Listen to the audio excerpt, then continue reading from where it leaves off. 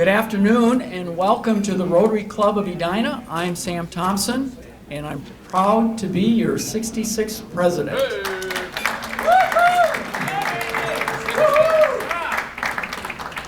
We're coming to you live from the Edina Country Club and also on Zoom. We have 39 people pre-registered for our live and 21 in Zoom. The last two Saturdays, we had back-to-back galas as part of our Around the World theme. It's our primary fundraiser that we do every fall. And over a year ago, we had signed a contract with the Marriott Southwest and with a major band in the Twin Cities. And we started to plan a big ballroom event like we always do. And we realized that with COVID, this just really wasn't possible this year. So we went back to the band, back to the hotel, renegotiated so that they would put the contract to next year, 2021 in the fall. So Michael Stanzik here will be at the Marriott Southwest. We already know that.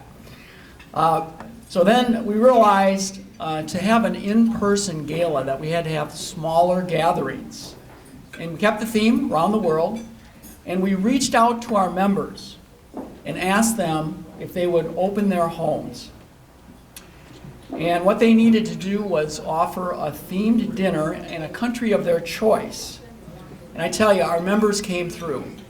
We ended up with 14 hosts, and they really got into their countries, everything from Korea and India and Germany and on and on and on. It really was a great 2 weekends. So the first weekend was September 26th, and we had 8 hosts. The second was just last Saturday. We had 6. In all total, we had about 150 people, so it really was a good turnout. Normally in a big ballroom, we get about 200 to 300 people. With a pandemic, we're happy with 150 people. So that's great. And back in June, we reached out to our members to sponsor. And once again, our members came through. We ended up with 40 sponsors. Unbelievable. Dr. Dash led the way as our presenting sponsor. I believe he's here. Thank you, Dr. Dash. And our goal every year is to reach $100,000 in net proceeds. That's what we're looking to raise. We brought that down knowing it'd be a real challenge to hit that this year. I'm confident, our budget actually was $85,000. I'm confident we're going to hit $85,000, and if we get lucky, we just might hit $100,000. So this is a tremendous financial support from our members. It allows our foundation to continue to provide local and international grants. And this gala was not possible without our co-chairs, Catherine Gump and Bjorn Fordenthal. So I'd like both Catherine and Bjorn to come on up here. Wherever you are, come on up to the podium, please. Once we pivoted, we had to completely redesign the gala. No live auction, no silent auction, less work, we thought, but actually it wasn't. When you have instead of one venue, you have 14 venues, and you're coordinating all these different homes, and it really turned out to be quite an accomplishment for our co-chairs. But they stepped up, and they also both hosted. They both took a country and hosted, and actually Catherine hosted 2 nights. She had Mexico and Asia the next Saturday. So they were simply amazing, and what I want to do is both give you a little gift for what you did. Thank you, Sam. How about a nice hand? Thank you so much. And our main fundraising, really this year, came through our sponsorships. We had an Ask video, and we did raffle tickets. And we decided, because of the nights being broken up like they were, that we would do the drawing at this meeting, October 8th. And the raffle ticket team was Marty Cooper, Kip Peterson, and Tom Bach.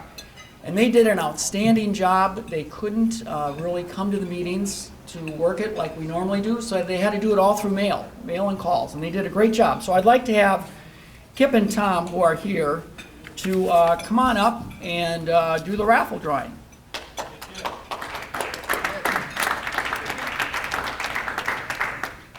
Well, Kip, as I think about the Rotary year, I think there's really nothing more highly anticipated than the gala raffle drawing. I could not agree more, Tom. I mean, really the pinnacle of the year, highlight for most of our members, and the fact that we had 127 Rotarians participate and buy their raffle booklet this year is really proof of how much you guys love this event.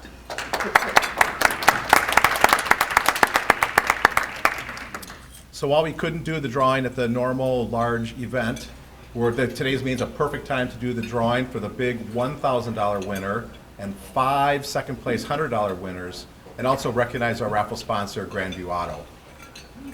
So with that, we're going to call Jennifer Hendrickson,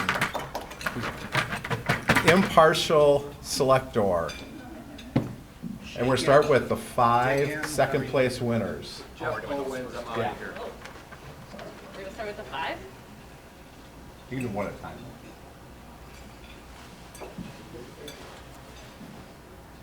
Does anybody know a Benarat? Oh, that's why you didn't want to draw. Rigged. All right. We better shake it again. We better Shake it again. Mute. Hey.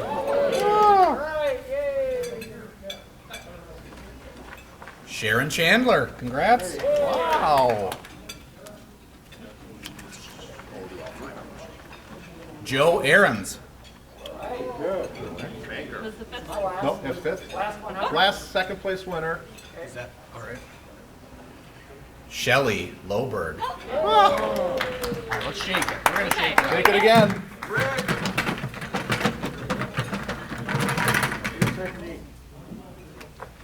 It's all you. You owe me half. And the grand prize winner is Ed Bather. Congratulations. Heather. Save all of this. Yes, we do. Great, good job, guys. Thanks so much, great job, guys. And just so everybody knows, we did a trivia at the gala, and Mexico won the first night, and Asia won the second night, so congratulations. Okay, member update. Mark Hagman passed away on September 29th, I'm sorry to say, from leukemia. Our prayers are with his daughter Jenny and their family. And Bill Kleins has entered hospice. He's has stage 4 liver cancer. And David, his son, who's also a member, has set up a Caring Bridge site. We really would appreciate it if you went to that site and gave your support. That would be great. Now, Gordy Lewis was interviewed on September 25th by WCCO TV about porch heat lamps. So we wanted to show that video for you. People are going to be looking for ways to stay outside longer. And that means finding a heat source. WCCO's Jennifer Merrily learned there is a demand for ways to stay warm while physically distanced socializing outside.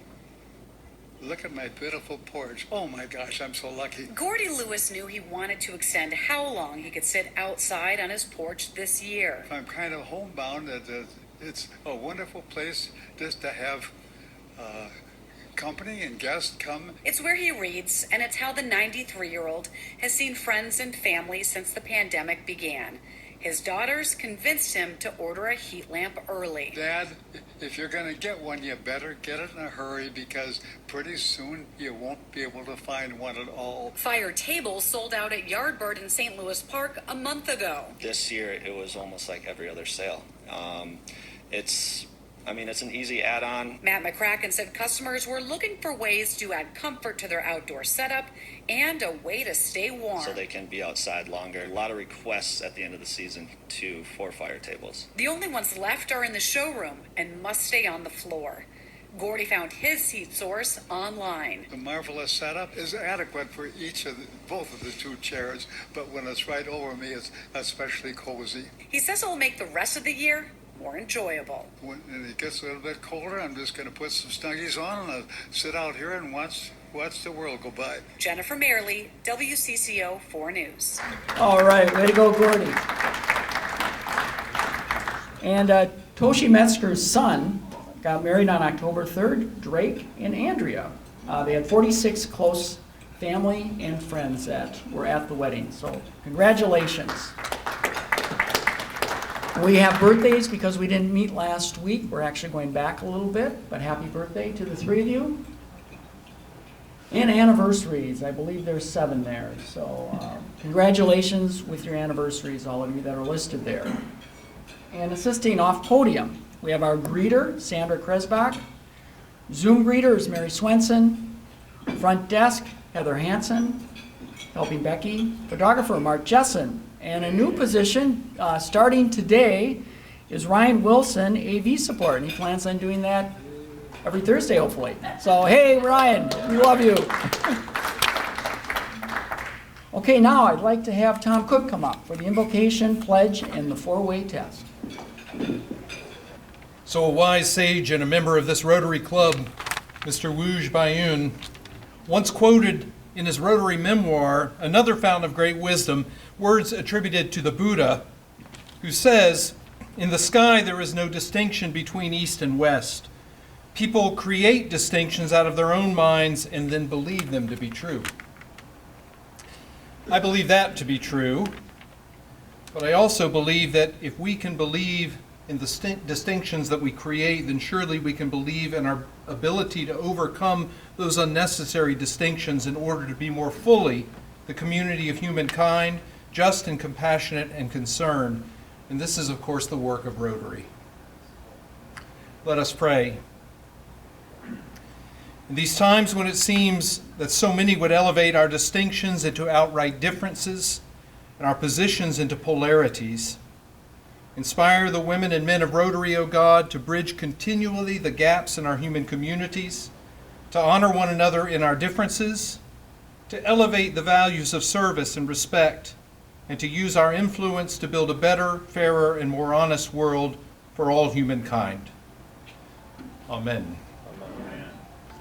I pledge allegiance to the flag of the United States of America and to the republic for which it stands, one nation under God, indivisible, with liberty and justice for all. Then of the things that we think, say, and do, first, is it the truth? Second, is it fair to all concerned? Third, will it build goodwill and better friendships? And fourth, will it be beneficial to all concerned? Thank you all. All right, good afternoon, everyone. I'm Scott Blake. I've got guest introductions today, and we've got 2. The first one is a guest of Wooge, so if you'll introduce her. This is Mi Jung Kim. She's my office manager. She knows the speaker very well. All right. Welcome. The second guest we have is from Shelley Loberg, and I believe it's a Rotary member from the Richfield Club. This is my friend Kayla Beeler. She is a new Edina Chamber member. She is from the Village Shores Senior Community in Richfield. And are you a Richfield Rotarian? Mm-hmm. Okay. Nice. And she's checking out our club with me today. There we go. Thank you. Welcome. And that's all we have for today. Good afternoon, everybody. So it's my pleasure to award 5 more Paul Harris Fellow pins. 3 individuals are here with us today, and 1 is Zooming, and 1 is buzzing down to Florida right now. But in order to be recognized with a Paul Harris Fellow, it's a result of $1,000 of cumulative giving. Okay, so that's cumulative, and each additional $1,000 of cumulative giving adds another notch on your pin. Once you reach $10,000, you become a major donor. Once you reach $25,000, you're a major donor too. The monies that go to the Rotary Foundation does circle back to our district, the monies that go into the annual fund, and those monies help support our international grants. So what you give today comes back in 2 to 3 multiples in a couple of years. So your giving actually grows very nicely for our grants and all of the international projects that we try to support. There's a lot of ways you can give. You can write a check. You can set up automatic monthly giving or quarterly giving. You can do that via your credit card. You can do that via your bank account. I think one of the easiest ways is to go into myrotary.org,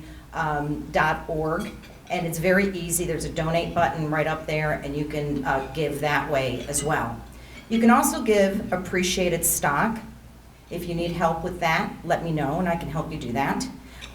You can also give through your IRA. If you reached the RMD, required minimum distribution status, you can give from your IRA, and if you do that, that gift is not taxable. That distribution from your IRA, as long as it's a gift to a charitable organization, it is non-taxable. If you have a donor-advised fund, you can give through that as well, and we do have some members that do that as well. So there's a lot of ways of doing it. If you've got questions about it, please let me know. I will give you a little hint. Those of you that have been on the myrotary.org website recently, it's been having some challenges. So if you're struggling with your password and you're resetting and it's not working, you've got to go into your browser and clean it out. So, and if you need help with that, just call. They're fielding a lot of phone calls because once they upgraded the website, it's been a little bit of a challenge for members to get into. So that's just a little note that I figured out yesterday. So anyway, if we move on, so we've got Wade Toman and hopefully David Phillips are going to attend today, and Heather Hansen. If you could come up, I'd be happy to give you your pin. And then Dick Teagan, he is Zooming with us, so thank you, Dick. Oh, you came. Good. All right, thank you. You told me you were going to Zoom, but this is better. I have your pin with me, so. Charlie is actually driving down to Florida, and he's going to spend the winter there. So we're going to mail him. I wanted to recognize him today, and we will mail him his pin. So those of you that are here, if you could step up, and I'll put on my mask, and we'll give you your pins.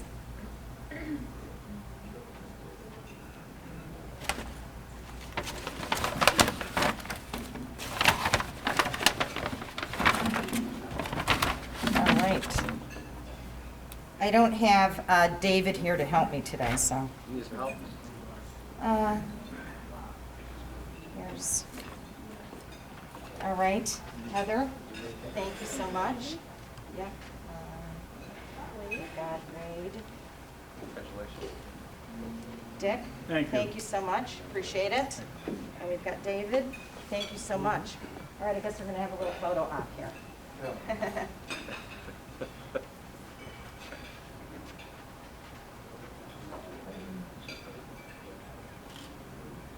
All right, thank you.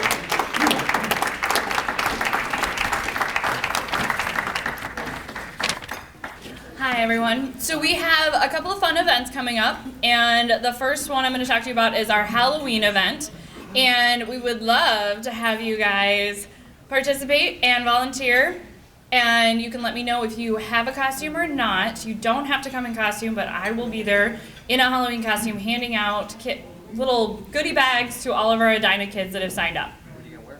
So, I don't know yet, Josh. So that's on Wednesday, October 28th. Please let me know if you can volunteer. They're going to drive through. It's going to be non-contact, safe trick-or-treating. It's a great alternative. So thanks to the City of Edina for putting that on. And then additionally, we have a Cooks of Crocus Hill event coming up on November 12th. And Susan Johnson is coordinating that, but she's not here to announce it, so I said I would. You can sign up to participate by the end of October, which actually is October 28th. And the cost is $69 per person, and it's a virtual cooking event. So the event will be on November 12th. We'll be able to Zoom in, I'm assuming, and cook an Italian dinner together. So thank you.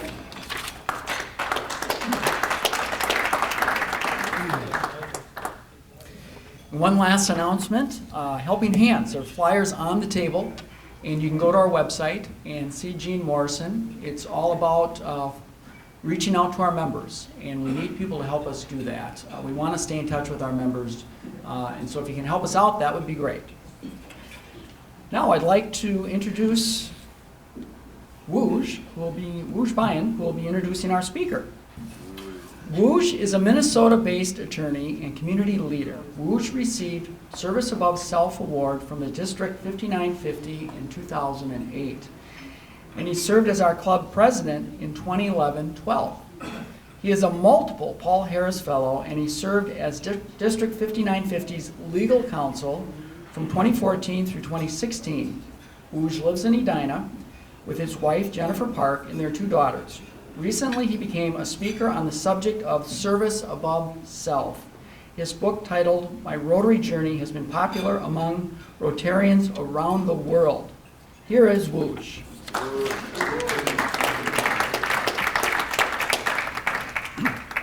It is my great honor to introduce to you our speaker today. Deb Lysholm brings to us an inspirational odyssey from risking everything to building an internationally successful performing arts center with partner studios in Europe and Asia. She was nominated twice for the SGMA Heroes Award, from which she captured the attention of famous people, including the famous actor Gregory Hines. Deb teaches and performs worldwide, and her story always follows her to inspire hundreds of thousands of people. On a personal note, she has been a teacher, mentor, and role model for our 2 daughters. And now she's a mentor and teacher for my office manager's 2 daughters. So generation after generation. Before I call her onto the podium, here is a video clip we would like to share with you. Here we go. The first music we ever hear is our mother's heartbeat when you're in the womb. And I view heartbeat as a womb. These children are growing inside our building and learning these beautiful art forms. Here we teach ballet, tap, jazz, modern, hip-hop, breakdance, flamenco, Hawaiian, leaps and turns, and then piano, guitar, 4 levels of choir and 4 levels of acting.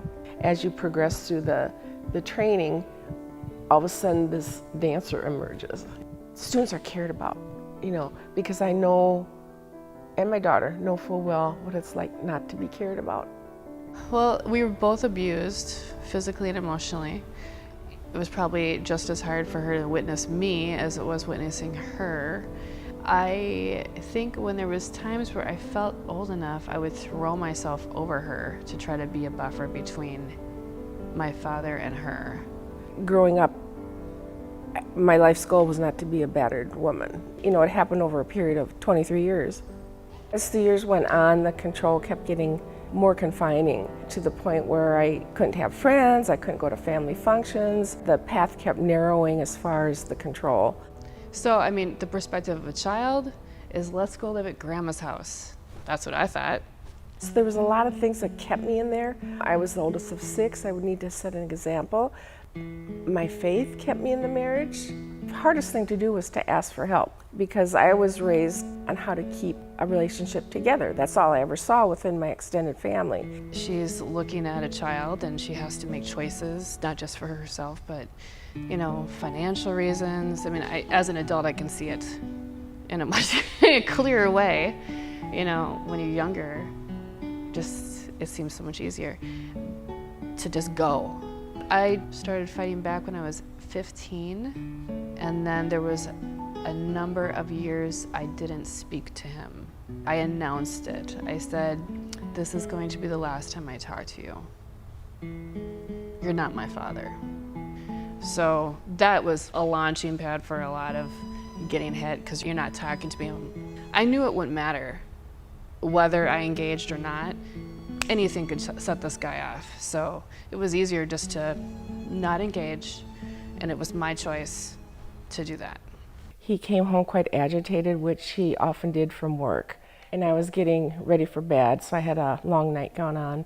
An argument started, and his anger just escalated, and I thought he was going into the closet to get his bedroom slippers out. And he turned around abruptly and was holding his rifle, and I immediately kicked into survival mode I didn't know I had, and I grabbed my purse and ran out the front door as fast as I've ever run before. It was raining out, and I was running down the street, and I remember hearing my feet splashing in the puddles. That splashing sound kept getting faster and faster and faster, as did my heart rate, and I went into thinking, is it possible to outrun a bullet?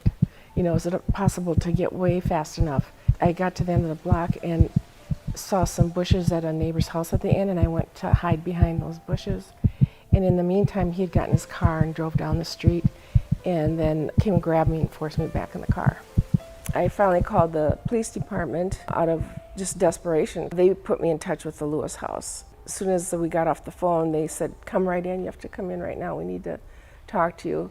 It felt like jumping off a cliff.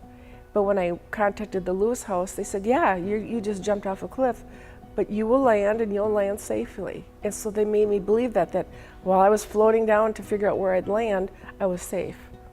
They were with me either by phone or they would go to the court hearings with me. So there was always someone with me. A confidence level built up. I felt safe. They were the first ones that I ever opened up to about what I had been living through for 23 years. I had never experienced that before. It was just incredible that someone was listening to what I had to say, because over the years I had for so long been made to feel that it was my fault, something's wrong with you, instead of Lewis House helped me realize that no, my ex has a very serious problem. We've taken turns taking care of each other along the way. The biggest healer for my daughter and I would be to get into a courtroom to say what had happened to us.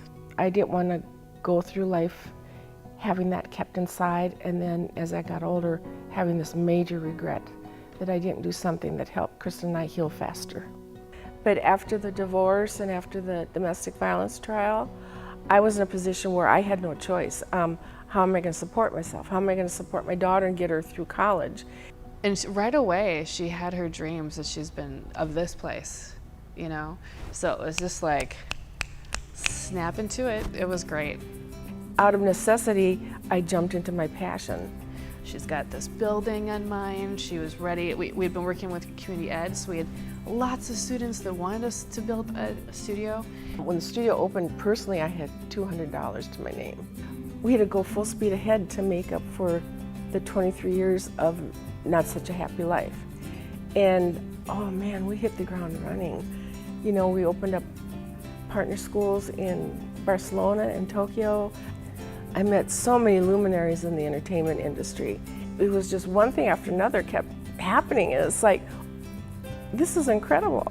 We started to have a whole lot of fun, you know, and life just took off. It just took off for us. She's very courageous. She's incredibly motivated. She's very generous with every part of herself, and in any way you say that. Oh, I love her more than words. And our relationship is kind of like we're one. I'm her, she's me. You know, we're that close. We both have admiration for each other's ability to grow and become the women we were meant to be. And I take a lot of pride in the strides she's made, and contributions to the arts community are just overwhelming. Instead of mourning that our small family unit just kind of disintegrated, it's like we had to redefine what family is, so it became all our students, all the friends we've met around the world. The teaching staff we have here are more like friends, you know, and we're all performing professionals, so it is like a family. Well, we were given the freedom to define who we are. I think probably we'll forever, deep down inside, carry some wounds with us. We've learned to not dwell on that. That's in a box that's locked up and buried somewhere, and we've thrown away the key. Lewis House helped me shed the title of victim. That was the best thing they did. It was such a weight lifted off of me. The colors got brighter, the sun was brighter, you know, it's like I can hear me laughing again, you know. It was just helping me shed that title was the biggest thing.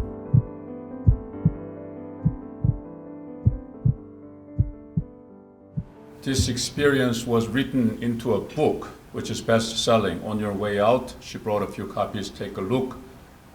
Including me, there are people who are trying to turn her life into a movie. So, see what happens. Ladies and gentlemen, today's speaker, Deborah Lysholm.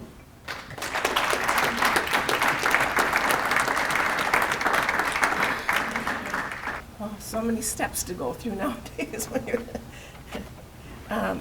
My name's Deborah Lysholm, and I'm honored to be here to share my story, especially since October is Domestic Violence Awareness Month.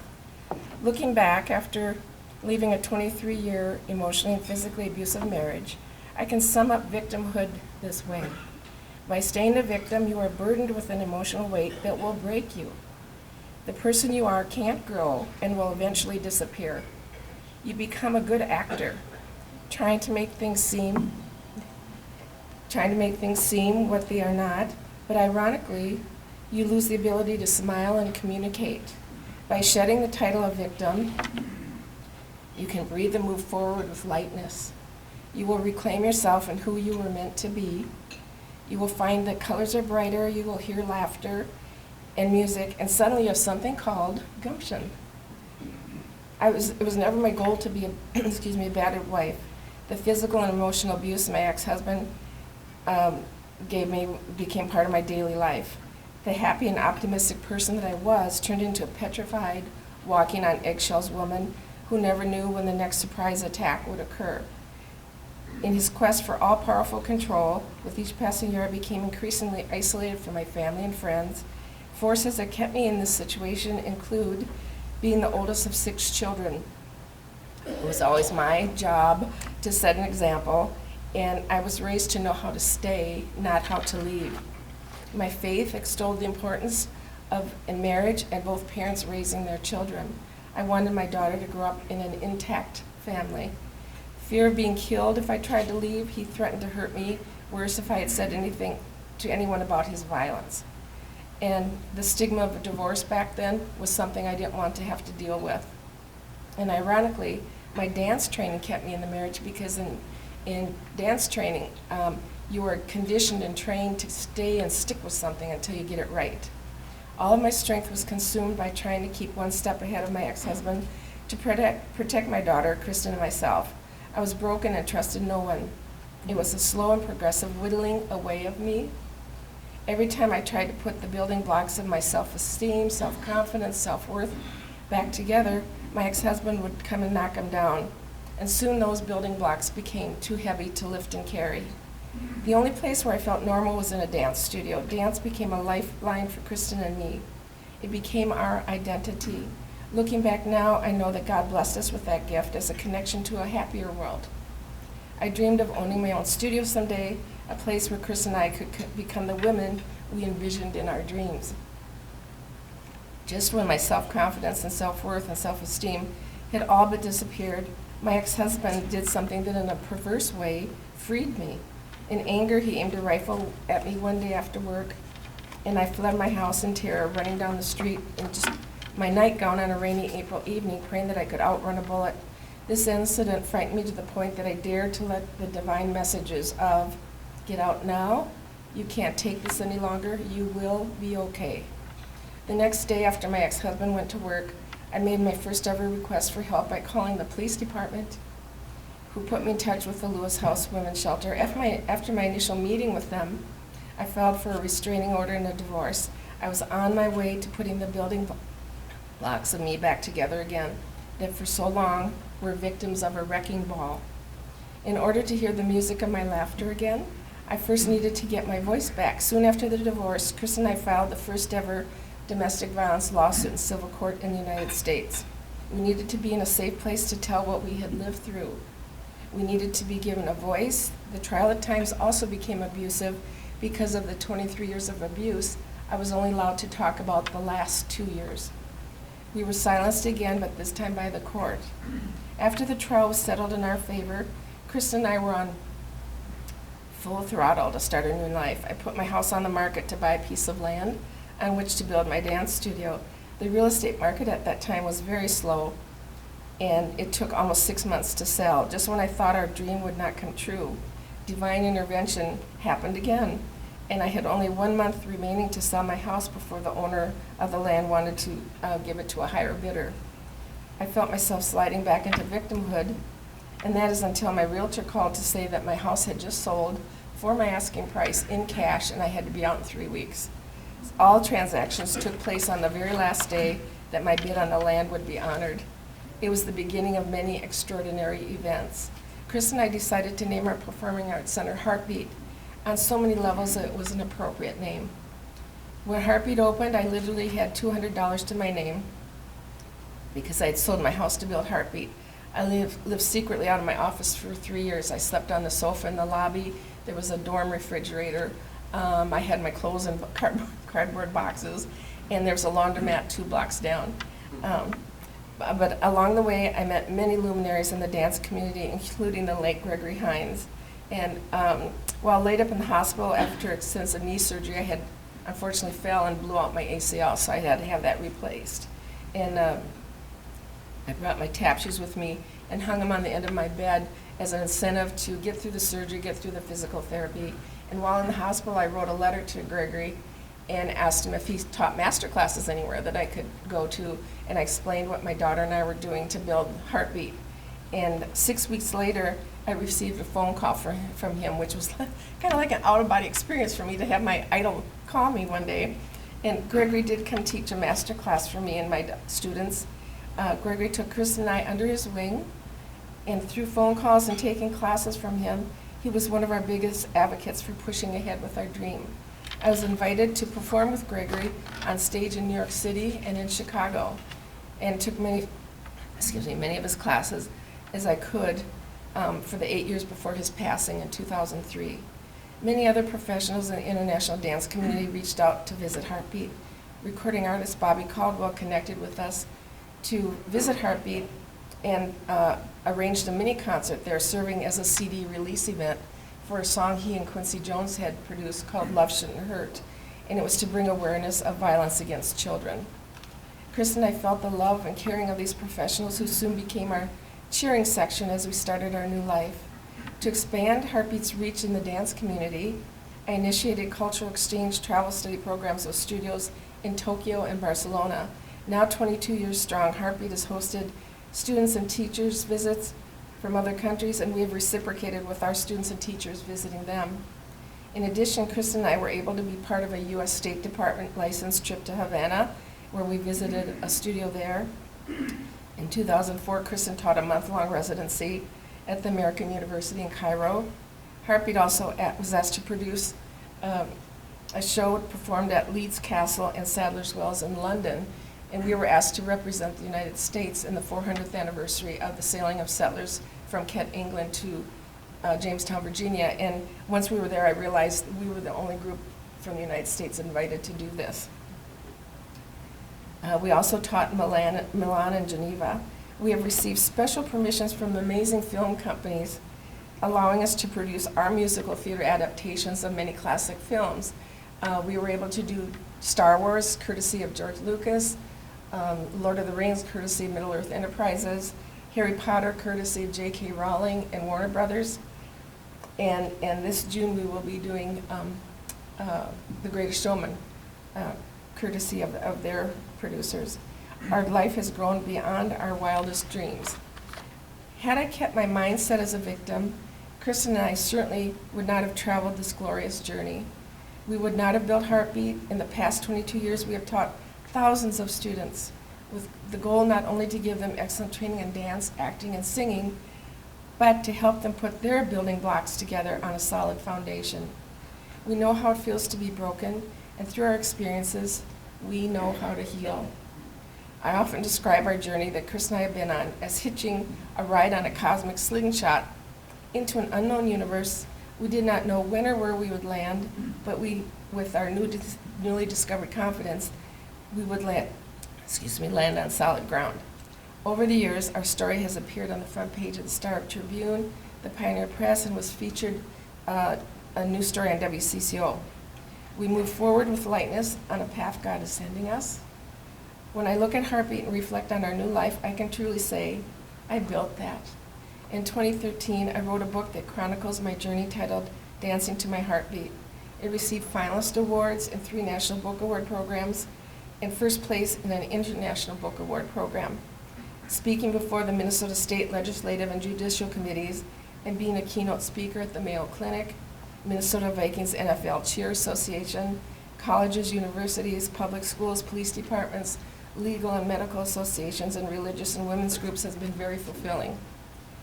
I once had the title of victim and shed the title for survivor. Later, I shed the title of survivor for the title of victorious. And today I wear it like a crown. Thank you.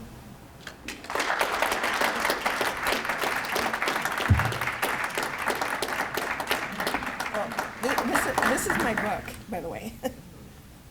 And there's copies up there? Yes. Okay. It's normally 20, but for this event, it's 10. Okay. Any questions? Where is your dance studio? Oh, it's in Apple Valley. Apple Valley? Yeah. Real easy access, just off Cedar. Anybody else? Okay, well, thank you. Oh, Woot. Deb, our daughters went to different schools, including yours. Some schools believe in competition, and they go to like regional, national competitions, and some kids clearly love it. As I understand, your school has never been competition school. What is the difference? Why do you stick to your philosophy? I'm just a purist, I guess. I believe dancing and acting are truly art forms, and the competition arena serves its purpose for some people, but for me, it kind of rubbed me the wrong way. It was trying to force it into more of a sports arena instead of more of a self-expressive individual way to communicate, rather than a lot of repetition. And I like the idea of giving each dancer their own voice to communicate, whether it's through singing, acting, and or dancing. And that way, I just felt the competition route was more conformity rather than individuality. Yes? You have to have a lot of courage to leave that relationship, but also to start your own business. Oh, yeah. What were the big, barriers at the beginning, and how did you attract your eventual following for the studio? I'll answer your last. Oh, he wanted to know how the barriers I had to go through to build a studio, and how did I attract the following. And I had been teaching for 19 years with community education out where in Apple Valley, so I already had a following, and we were at capacity. The school couldn't allow me any more hours to teach, and they had people on waiting lists, so that was an incentive to build my own place. The barriers were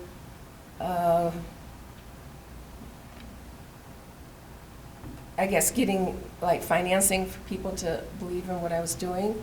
And I did finally, after interviewing with a few bankers, I was able to find one that believed in what I was doing. But I was also teaching his two children. So he said, "I know what you can do for the kids." And then it was, some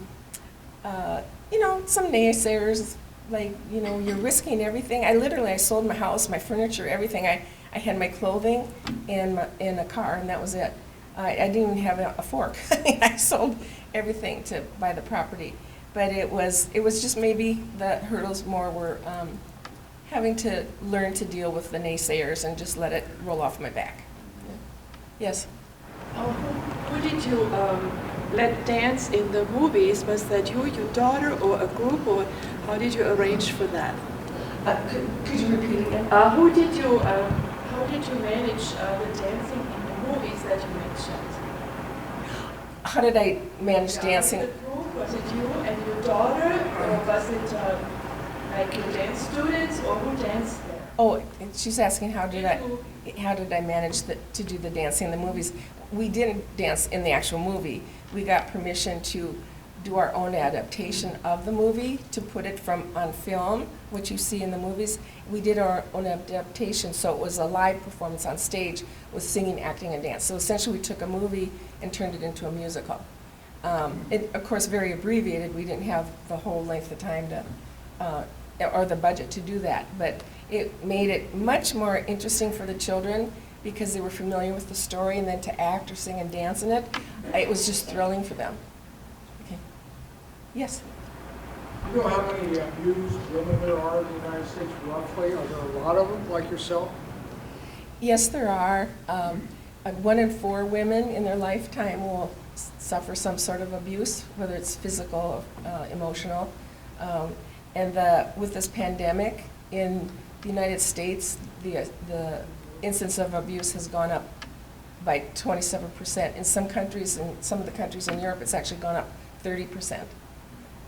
But if you go online and look at U.S. statistics on domestic violence, they update it every month, and the numbers are quite alarming. Yes? Did you know Gregory Hines before you wrote him the letter? Did I know Gregory Hines before I wrote him a letter? No, that was one of the extraordinary things. A friend of mine who's a film historian, or film preservist, you know, like some of the older films are cracking, falling apart, he preserves them. And he came to visit me in the hospital, and I mentioned that, like, well, I hope someday I can figure out how to get a dance class with Gregory Hines. And he said, I think my cousin lives in the same apartment building as him in New York. And he said, I'm not sure, but here's her address. Send a letter to the address to Gregory, and it'll either get to him or someone will just throw it away, like, what's this weird letter coming for? And so I just sent it off, not knowing. And then I got a call 6 weeks later, and I was coming in the house from getting groceries, and I caught the phone on the last ring, and I heard, is this Deborah? And I said, yes. And he said, this is Gregory Hines. And at the time, my daughter was dating a fellow who was an impersonator. He could, and I thought it was, and so I said, oh, Daryl, what is this, another one of your magic tricks? And there was a dead silence, and then I heard, no, this is the real Gregory. So we talked for about a half hour, but it was like I knew him forever. But he was quite taken by what Chris and I had been going through, and really, he was like this big brother that kind of kept nudging us. Yeah. So it was a fabulous experience, and then to be able to perform with him on stage in New York and Chicago was like a dream come true. Tap is my forte. So, okay. Anybody else? All right. Thank you so much.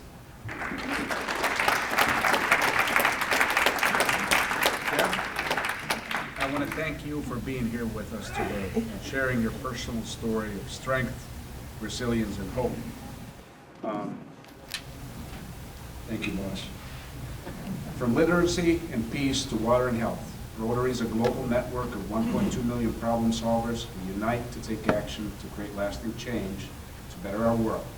In honor of your presentation, we will make a donation to the Share Your Story, an organization focused on providing weekend and other food gap programs to over 10,000 children in the Twin Cities metropolitan area. Thank you for being here. Oh, thank you so much. Thank you. Okay, looking ahead, October 20th is our leadership series with Shelley will be speaking, Shelley Loberg, on communication. Then October 24th is our Sheraton Story garden cleanup, and we need people. I think right now 2 are signed up, and I think we can take a total of 5. So we need 3 more people. Go to our website for more information. Jennifer talked about Malibu on October 28th. November 4th, vocational happy hour. And then on November 12th, as Jen talked about, Cooks of Crocus Hill. Okay, I want to thank our Paul Harris Fellows. Congratulations. And Deborah, thanks so much. And all of you here today, thank you, and those on Zoom. I'd like to leave you with a quote. Use the darkness of your past to propel you to a brighter future. Donata Joseph. Thank you, and meeting adjourned.